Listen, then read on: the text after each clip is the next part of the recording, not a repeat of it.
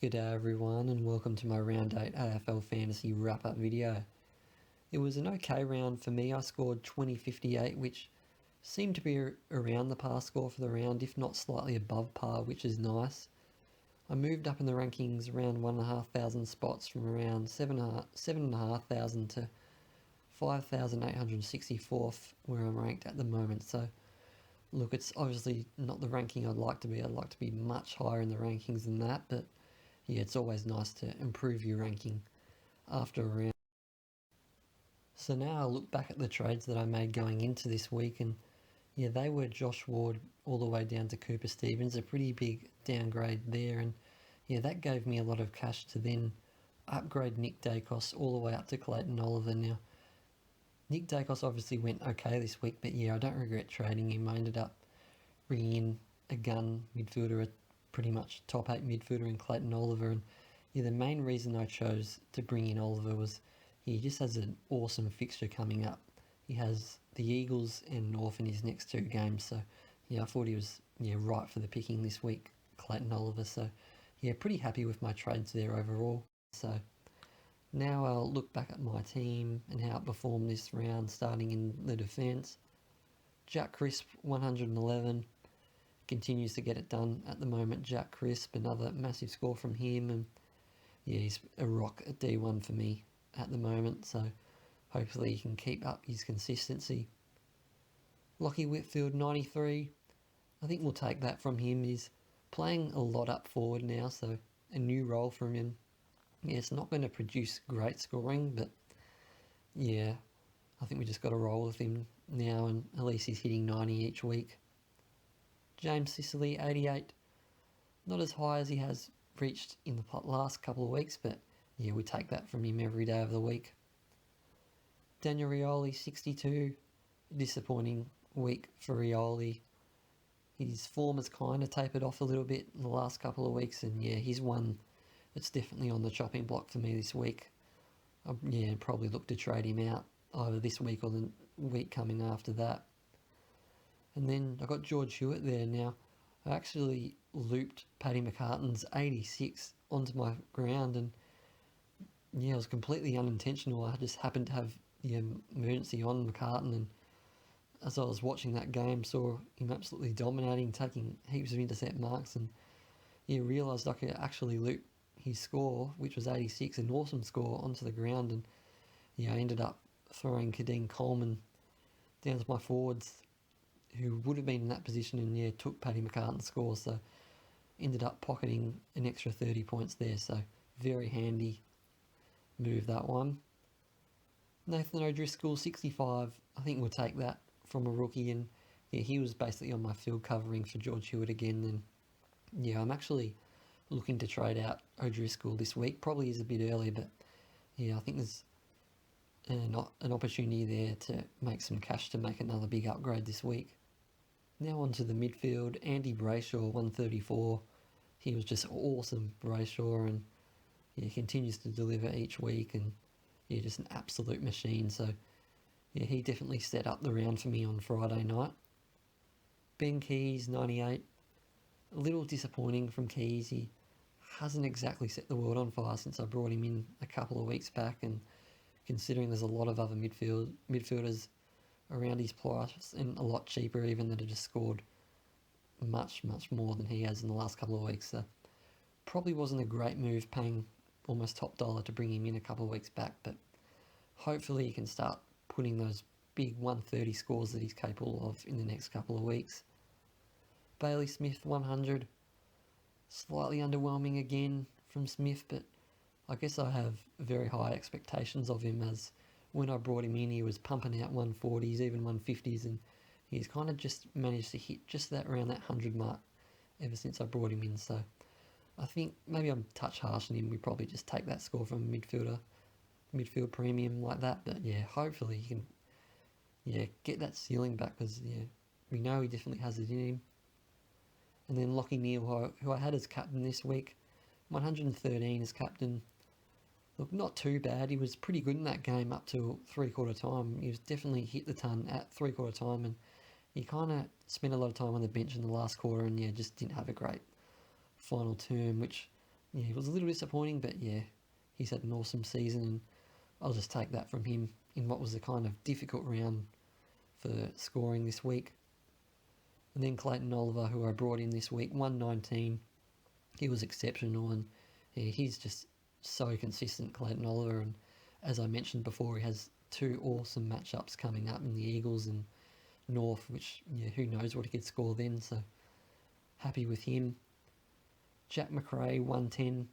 Nice to see him post a good score like that. Jack McRae, would have liked a bit more from him maybe, but yeah, that's probably being harsh and probably put a lot of expectations on him. But we'll take 110 from him, I think. Pretty happy with that overall. Tom Green, 98. Would have liked to see him hit the ton. He was on track for it in that game, but yeah, had a kind of lackluster last quarter, but 98 from him at M7, I'll take that from him. And yeah, happy with him. He's very consistent, albeit doesn't have a huge ceiling. And then Robbie McComb, 50. He was actually okay in that game, I thought. He just had a very slow start in that game. Gave away a couple of free kicks in the first quarter, and yeah, just couldn't recover from it. But yeah, I'm pretty sure he'll keep his spot in that side. And yeah, as a mature age body, big body, he should score well most weeks. So I'm happy to field him there for now. Then onto the bench, Cooper Stevens, who was my rookie downgrade this week, 53, which was solid enough from Stevens. And yeah, I thought he played pretty well in that game, and I think he'll keep his spot in the side, to be honest, for at least one more week. And then Marcus Windhager, 11. This is one of my most frustrating things about fantasy, when someone's named the medical sub and they come on the last quarter and only can manage 10 points, obviously, and just ruins their cash generation. So look, at least he played and he's around the mark, but would have preferred him not to be the medical sub, to be honest. So now onto the rucks. Max Gawn, 67. Not a great week for Big Maxi, but I have noticed in recent times that St Kilda are a pretty difficult side for ruckman to come up against, just going up against that combo of Ryder and Marshall. So look, Gawn was in flying form the last month or so we definitely forgive him, and pretty much everyone has him, so it doesn't really affect our score too much.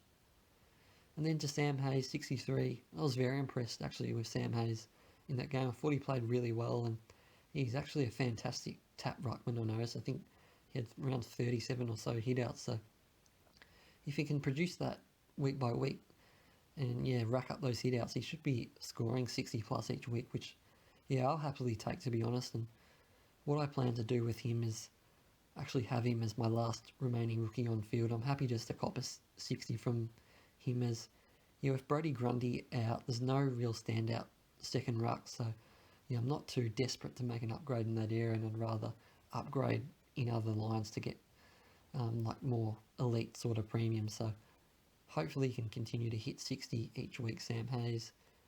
Then onto the bench, Hugh Dixon. Well, was it a bit harsh on him seeing he got dropped, considering they only had 20.